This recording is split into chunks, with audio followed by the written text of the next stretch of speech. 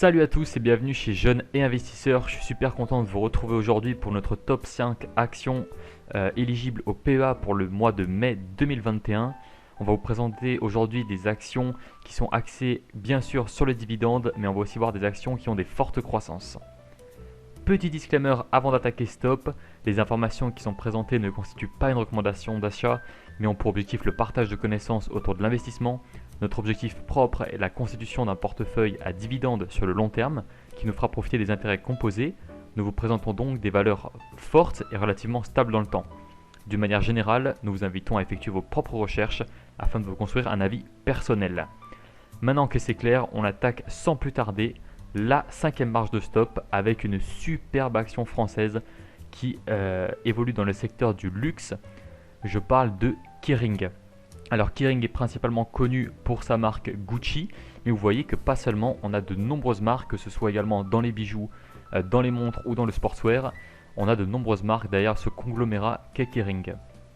Au niveau de la répartition du chiffre d'affaires, on est super bien réparti à travers le monde. On va avoir l'Europe bien évidemment avec 33%, mais également l'Amérique du Nord 20% et l'Asie Pacifique qui représente 32%, ce qui est relativement énorme. Et c'est là d'ailleurs que le groupe connaît sa plus forte croissance sur ces dernières années. Le cours de l'action, vous l'avez sous les yeux sur 5 ans. Vous voyez qu'on est sur une très belle croissance. Et ce qui est à noter, c'est que vous avez le 2020 juste ici. Vous avez après le mois de mars qui se situe ici. Vous voyez la chute due au Covid. Et en fait, on n'est même pas tant que ça plus haut que le niveau d'avant Covid. Si vous allez regarder par exemple la courbe de LVMH, on a fait facilement x2 depuis le niveau d'avant Covid, ce qui n'est pas du tout le cas pour Kering. Donc ça peut laisser sous-entendre que l'action est peut-être moins surévaluée. Alors pas forcément rentrer dans ce débat, il y a pas mal de spéculations, c'est deux groupes qui sont très grands. On sait qu'LVMH, ils sont quand même relativement forts également. Mais là on vous parle de Kering parce que pour nous, elle a moins explosé ces derniers temps. Il y a moins de risques qu'on ait une correction à court terme en tout cas. Au niveau de la performance de Kering, vous voyez par rapport au CAC 40, c'est tout simplement exceptionnel. On a un retour sur 5 ans de plus 450%, ce qui est vraiment énorme par rapport au 41% du CAC 40 en plus. C'est vraiment une belle action en croissance. On vous met l'évolution des marges opérationnelles et marges nettes. Vous voyez qu'au cours du temps, on est sur une belle croissance en moyenne. Le groupe est vraiment fort, il sait augmenter ses marges et c'est ce qui fait sa force et ce qui fera encore sa force dans les années à venir. L'historique du dividende, vous l'avez juste ici. On a un dividende qui est versé sans interruption depuis plus de 30 ans, ce qui est super, ce qui nous intéresse. C'est vraiment dans ce genre de boîte que nous aimons investir. Vous avez la distribution ici. On voit qu'on a eu une belle augmentation du dividende sur les 5 dernières années, avec 17% en moyenne. Vous voyez, c'est surtout sur les années entre 2016 et 2019. On a eu une correction ici qui est tout simplement due au Covid. On a eu une baisse du chiffre d'affaires, donc le groupe a préféré baisser son dividende. C'est plutôt bon signe, c'est plutôt aussi le signe d'une bonne gestion de l'entreprise. On va éviter de verser un dividende quand on n'en a pas forcément les moyens ou l'envie, donc on veut garder un fonds de sécurité. Malgré une petite baisse du dividende, on reste confiant sur l'action. Elle nous a donné des bons signes, notamment un rebond des ventes de 26% pour la marque Gucci au premier trimestre. Il faut savoir que le groupe Kering est relativement dépendant de la marque Gucci, qui est bien sûr sa plus grosse marque, la plus connue en tout cas et la plus vendue. Et pour toutes ces raisons, on va recommander Kering. Elle mérite toute sa place à la 5e place de ce top. C'est une très belle action qui évolue dans le secteur du luxe français. On a de très belles boîtes en France, alors il faut en profiter et Kering est l'une d'entre elles. On passe maintenant à la 4e marche de ce top avec l'entreprise Pernod Ricard. Pernod Ricard, c'est un distributeur de boissons notamment alcoolisées, donc qui vend de nombreuses marques. Pour n'en citer que quelques-unes, on va citer Absolut Vodka, Ballantine's, Havana Club, Malibu, bref, un peu tout ce que vous pouvez trouver en soirée sur la table. Ça va être en fait finalement proposé par Pernod Ricard. Alors, vous voyez que la répartition du chiffre d'affaires, on est très présent aux États-Unis avec 20%, en Inde, en Chine également. Et ça, c'est vraiment des marchés qui ont une grosse croissance. Donc, c'est vraiment des choses à regarder et qui sont très intéressantes quand on a des entreprises qui sont positionnées sur ce genre de marché. C'est là qu'on a vraiment de belles croissances. Alors, on voit qu'ils distribuent leurs boissons dans plus de 160 pays avec 16 marques classées dans le top 100 Impact, qu'ils ont quand même 86 filiales directes dans le monde. C'est relativement énorme. C'est un vrai spécialiste de son domaine. Le chiffre d'affaires, tout comme la marge opérationnelle, connaissent une légère croissance au fil du temps. Ça témoigne d'une vraie force du groupe. Vous voyez qu'en 2020, on aurait pu s'attendre à un chiffre d'affaires désastreux, étant donné la crise sanitaire et la fermeture notamment des bars et des restaurants. Mais le groupe s'en sort super bien et nous sommes confiants sur le long terme pour la croissance de son chiffre d'affaires et de ses marges opérationnelles. Alors on a plusieurs articles qui concernent Pernod Ricard ces derniers temps. On a un troisième trimestre encore très solide qui concerne l'année 2020. On a la demande de cognac également en Chine. C'est des marchés qui sont très porteurs et qui sont demandeurs. Vous savez que la culture chinoise tend à s'occidentaliser. Ça concerne le domaine du luxe dont on parlait tout à l'heure, mais également d'autres domaines, que ce soit la gastronomie ou ici la distribution de boissons avec Pernod Ricard. C'est vraiment des marchés porteurs et nous y croyons personnellement. Le cours de l'action, vous voyez qu'on a une super croissance sur les dernières années. Alors on va faire un petit zoom sur 5 ans pour voir. Vous voyez que suite à la crise Covid, on a une grosse correction qui a stoppé net une croissance qui était sans encombre.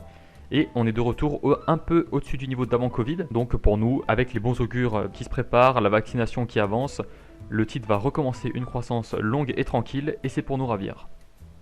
Vous avez ici le consensus d'analyse Boursorama qui recommande à l'achat avec une note de 2,08 qui prévoit un potentiel de plus 4,26% sur les 3 prochains mois, donc ce qui est toujours bon à prendre. Au niveau du dividende, on a été sur 1,53% l'an dernier et 1,61% cette année. On a un PER qui avoisine les 30, ce qui est un peu élevé, mais qui devrait descendre effectivement dans les prochaines années, étant donné l'augmentation des bénéfices qui est à suivre. Vous voyez que le bénéfice net par action est à peu près de 5,45 €. On a du coup un ratio de versement de dividendes qui avoisine les 50%, ce qui également nous ravit, qui témoigne d'une bonne gestion. L'entreprise en fait va garder 50% de ses bénéfices pour elle, pour pouvoir réinvestir au lieu de le distribuer aux actionnaires. D'une part, elle fait plaisir aux actionnaires, de l'autre, elle soigne sa croissance. On a à la fois de la croissance et du dividende, c'est ce qu'on vous présente aujourd'hui, et c'est vraiment des actions qu'on a envie d'avoir dans notre portefeuille. On passe à la troisième place avec l'entreprise Korian, qui est le premier exploitant privé européen d'établissements de prise en charge globale de personnes dépendantes. Donc globalement, les maisons de retraite. Vous voyez que c'est un groupe qui est présent dans toute l'Europe, donc à majorité en France. C'est une entreprise française avec 436 établissements pour environ 32 000 lits et en Allemagne avec 237 établissements pour 29 000 lits. On a également plusieurs filiales sur l'ensemble du territoire européen. Vous voyez qu'on a en tout 470 000 clients, ce qui est énorme, 893 établissements pour 82 000 lits et 56 000 employés. Au niveau des valeurs qui sont revendiquées par Korian, on a une forte diversité avec 82% de salariés femmes, 46% du top management sont des femmes avec un objectif de 50% d'ici 2023. On a également une formation e-learning sur la diversité qui est dispensée en Italie, une charte LGBT, l'autre cercle qui est signée en France. En bref, c'est une entreprise qui se vante d'avoir des vraies convictions éthiques d'égalité et de diversité. C'est quelque chose qui est selon nous à ne pas négliger dans le futur, étant donné qu'on va le plus souvent investir dans des sociétés qui vont nous correspondre, qui évoluent dans l'air de leur temps. Et le fait d'avoir des grands groupes comme ça qui sont investis là-dedans, ça nous rassure. C'est quelque chose qui est à prendre en compte selon nous. On a un chiffre d'affaires qui est largement croissant, un résultat net qui est en décroissance, notamment pour l'année 2020. Nous sommes quand même confiants sur long terme pour cette entreprise. Elle a présenté un dividende de 30 centimes par action en 2020, soit 0,90% de rendement, et elle présentera 58 centimes d'euros en 2021, soit 1,73% de rendement par rapport à un bénéfice net par action de 1,32 €. Donc vous voyez qu'on est après sur un ratio de distribution du dividende qui est inférieur à 50%, donc là à nouveau ça témoigne d'un bon management de l'entreprise. Avec le vieillissement de la population, on est quand même relativement confiant sur le business de Korian. Le cours de l'action maintenant, vous l'avez juste ici, on a une super croissance jusqu'en 2020. À la suite de laquelle on a eu une grosse correction due à la crise sanitaire. On a beaucoup parlé des maisons de retraite. On a eu pas mal de problèmes pendant cette crise sanitaire sur les maisons de retraite, ce qui a sans doute effrayé un peu les investisseurs et c'est compréhensible. Cependant, aujourd'hui, il n'y a pas de raison qu'on soit sur des niveaux inférieurs à ceux d'avant Covid. On a eu des super chiffres d'affaires, comme vous avez pu le voir, qui est en très forte hausse. Boursorama tape d'ailleurs sur une croissance de 22,07% au cours des 3 prochains mois, avec une notation à l'achat de 1,10, ce qui est vraiment très faible, donc une recommandation qui est forte pour l'achat. Et on vous met d'autres prévisions à l'écran. Vous voyez que dans tous les scénarios qui sont prédits, on aura une croissance dans les 12 prochains mois, alors qu'elle soit très forte ou modérée.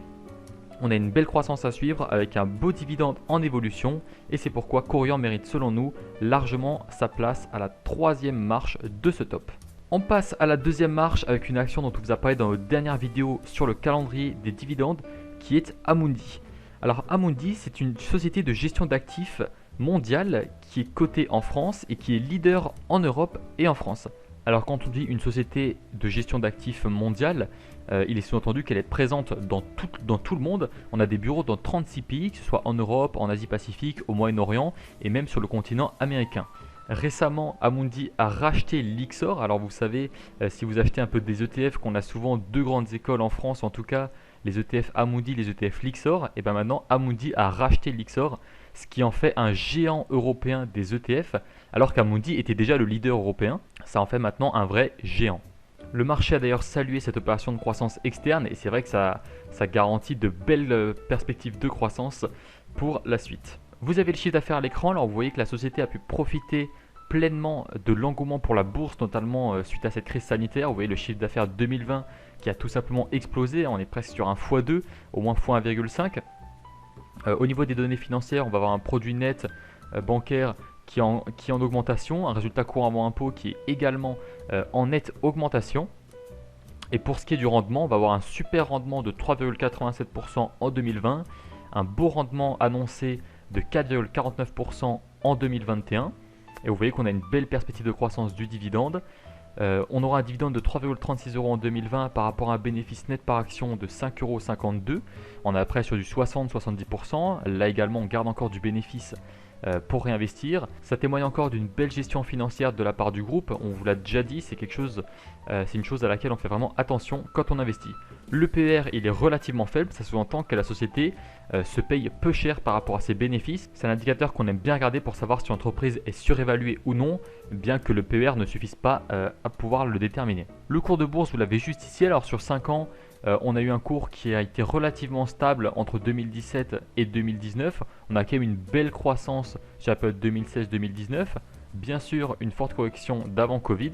Et depuis, on a à peine retrouvé le niveau d'avant Covid, malgré un chiffre d'affaires qui est tout simplement extraordinaire. Vous voyez quand même la croissance du titre par rapport au CAC 40, qui le superforme largement sur 5 ans. On a quand même une croissance de 125%, à laquelle on va ajouter les dividendes. Ça va vraiment être sympa sur le long terme. Le consensus des analystes Boursorama, vous l'avez juste ici. On table sur une croissance de 5,46% sur 3 mois. Donc c'est quand même sympa à prendre. Et on a une notation à l'achat à 1,78, ce qui est pas mal. On va maintenant passer sans plus tarder à la première marche de ce top avec une entreprise dont on vous a déjà parlé, c'est Air Liquide. Alors on va pas vous refaire toute la présentation du groupe, mais sachez que Air Liquide, c'est un conglomérat industriel français qui officie dans le domaine du gaz industriel. Alors vous voyez un peu la répartition par secteur d'activité. Au niveau de l'industriel marchand, on va être sur du 8 milliards d'euros en 2020, 5 milliards pour la grande industrie, 3,7 milliards pour la santé et 2 milliards pour l'électronique. Donc on est quand même bien réparti entre secteurs, mais on est également bien réparti au niveau de la répartition géographique. À 35% en Europe, 40% en Amérique, on a une forte présence sur les marchés américains, 22% en Asie-Pacifique et 3% dans le Moyen-Orient et l'Afrique. Le chiffre d'affaires y connaît une belle augmentation au fil des années. On passe d'environ 15 milliards en 2011 à 20 milliards en 2020. Les marges sont relativement stables dans le temps. La marge nette, on voit qu'elle a une légère augmentation au fil des années. Marge opérationnelle est relativement stable. On a une baisse en 2020 qui peut éventuellement être imputée au Covid. Vous voyez que le retour sur investissement sur 5 ans est à 109%, auquel on va pouvoir ajouter les dividendes. Et le retour sur un an, on est quand même à plus 22%, ce qui est quand même pas mal. La croissance du dividende, et c'est pour ça qu'on affectionne tout particulièrement cette action, est stable depuis plus de 30 ans. Vous voyez qu'on a une belle augmentation, qu'on a un dividende qui est très fort. Au niveau des chiffres, on était à 2,75 € en 2020, soit 1,95% de rendement. Et en 2021, on sera à 2,90 € par action, soit un peu plus de 2% de rendement par rapport à un bénéfice net par action de 5,49 €. À nouveau ici, on a un ratio de distribution du dividende d'environ 60%, ce qui nous plaît, et le PER de 25,71 est dans la moyenne de son secteur. Au niveau du cours de l'action, vous voyez que sur très long terme, on a une superbe croissance qui est relativement stable au cours du temps. Et vous voyez qu'en fait on se situe, en faisant un petit zoom sur les 5 dernières années, on se situe au même niveau qu'avant Covid. Donc selon nous, c'est une action qui va reprendre une croissance longue et tranquille à un rythme plutôt soutenu, ce qui va nous faire profiter à la fois de croissance et de dividendes sur le long terme. Le consensus des analyses Boursorama se joint à nous avec une croissance de quasiment 10% sur les 3 prochains mois, une note à l'achat de 1,77 et vous voyez parmi les différentes prévisions d'augmentation du cours, on est relativement sur une tendance haussière. On a également la présence d'un SAO pessimiste et vous voyez qu'en moyenne on est sur une tendance haussière et on se joint à ces analyses.